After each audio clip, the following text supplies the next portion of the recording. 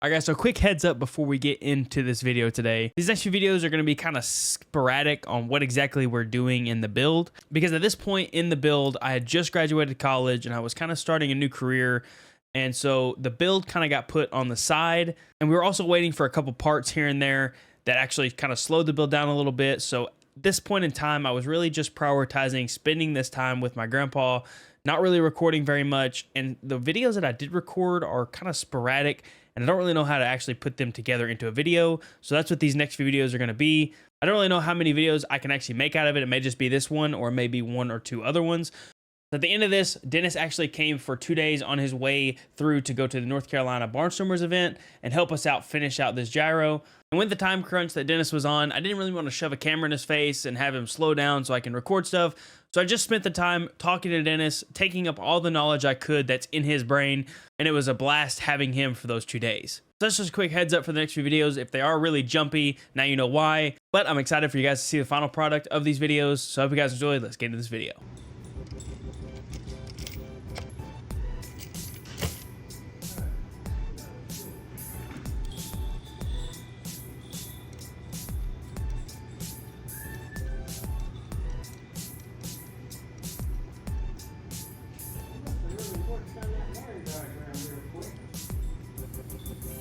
I think they already offered it.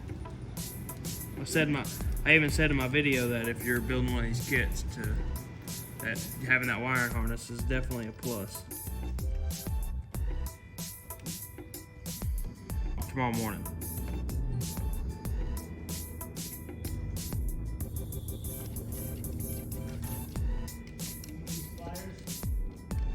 No, I don't.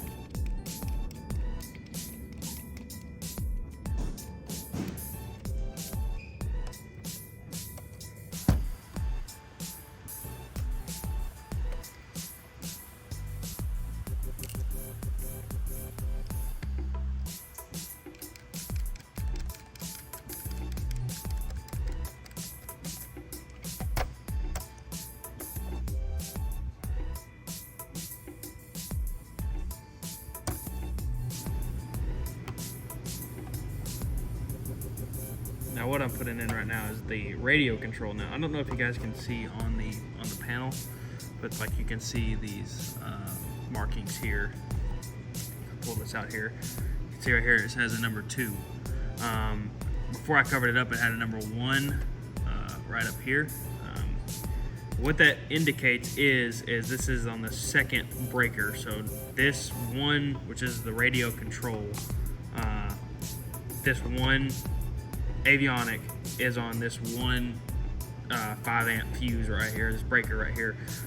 So if I'm having issues with this and this is blown, then I know that it's something related here.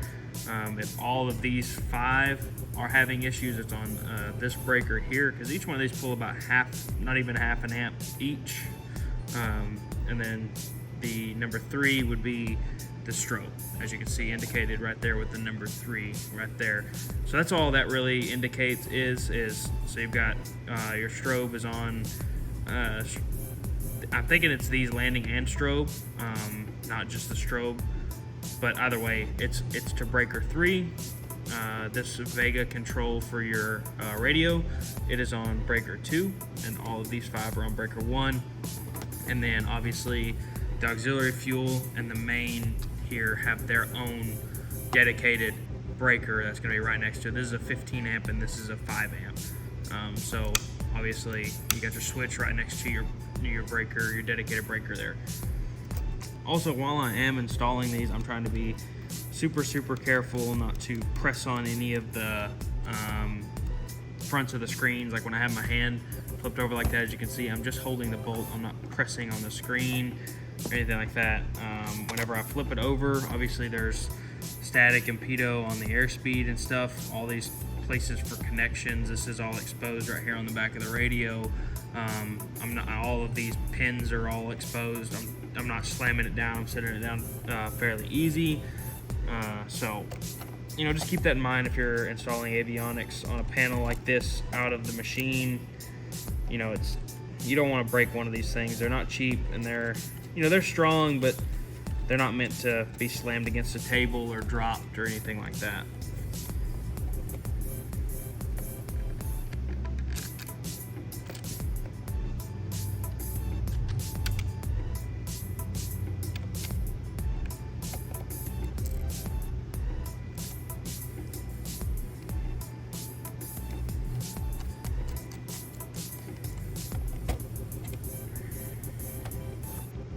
All right, and pulling up the last instrument here. Pretty sure this is temperature related. It's the Info 1, and it comes with this little sensor there, so that's why I'm guessing it's something to do with some sort of sensor. It's just an information display, so you could probably display a bunch of different things. We'll take that out, and then we'll take. What I'm doing here is I'm also leaving all of the actual connectors like this that are in all of the boxes. I'm leaving those in the box, just so whenever we go to put the panel on and start wiring it, these aren't all mixed up and I don't know which ones go where. And then what I also do is some of these have resistors in them, and I just put these back in the bag and throw them back in the box. And then this one doesn't, so I'm not gonna put the bag back in it, but I take the bubble wrap, put it back in. And then what I try and do, just so I know, just so I know exactly which one I'm working with whenever I go to grab the box. All right, you know where it's at, so it's at the bottom, and it's on the right. So we'll do bottom right. So now I know that this is bottom right, this is this one. This one on the box I've written bottom left, middle right, top left. Now also, if obviously it says the names on the backs of them, so if push comes to shove, here is the all of the schematics for my gyro, and it says here, ASV1. Now this one is the Vega radio, or the Info 1, so I could just go to here, and it's Info 1 right there on that box. So all of that is all there. So we can push that to the side there. We have our mounting screws. We'll put the last avionic into our panel. We'll have a complete 6-pack, all our switches. Let's see, we can. So this is where it's going to get a little tight. And there we have it. We have our almost fully put together instrument panel. Have all of our 6-pack, all of our switches. The only we're missing 3 things: the momentary start switch that Dennis is sending out to us, and then we have one 5-amp and one 15-amp breaker that needs to be put in there. We have the 5-amp, but it came missing that little bitty hex nut right there. So we can put it in, but there's nothing holding it in the gyro. But there is the final look of the instrument panel.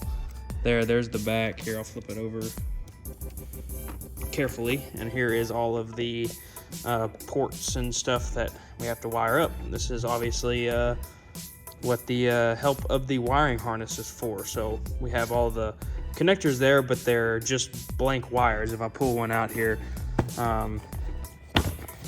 see, this is for the bottom right. So so they come with these bundles with the connector that goes in. It clips in there, but you have to wire everything up to the connector. So that's where the wiring harness comes into play, and we'll look into the schematics on what wires to wire to this so we can plug it up into there.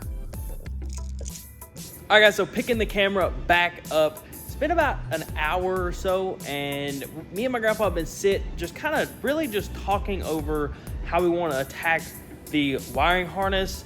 But I also did something else just to get us a little bit more prepared. I know you guys just saw it, but I wanted to show you guys the final product, and this thing looks absolutely incredible. So what I went ahead and did is I went ahead and put all of the avionics in the panel, and actually just this is just, it's not actually secured or anything. It's just kind of sitting in there. It sits real nice and flush into the pod. And I mean, just look at how all this stuff looks. It's kind of like the pilot eyes view right there. You've got all your instruments, you've got your joystick and everything like that. But man, this thing looks absolutely incredible. Now, all this stuff on this panel is laser engraved.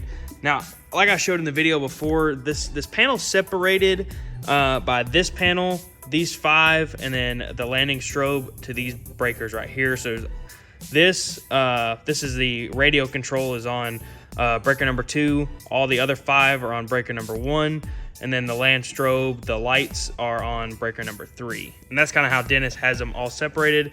So the 2 things we're missing is the momentary start button to start the motor, and then the 15 amp breaker for the main power. Now we have the 5 amp for this auxiliary fuel, but it didn't come with one of the hexagonal nuts that actually keep it there. So we've got it, we've just got to get one of those. But one of the reasons I did want to go ahead and put all the avionics in the panel and able to be kind of put on and off the pod is because the panel is going to be the majority of the wiring.